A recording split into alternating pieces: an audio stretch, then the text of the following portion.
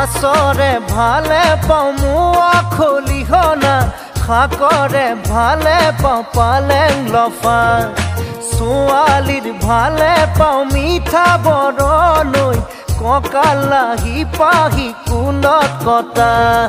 তোকে দেখা পাই বাঢ়িছে জানৈ মনৰে ভিতৰৰ নৈ নিজৰা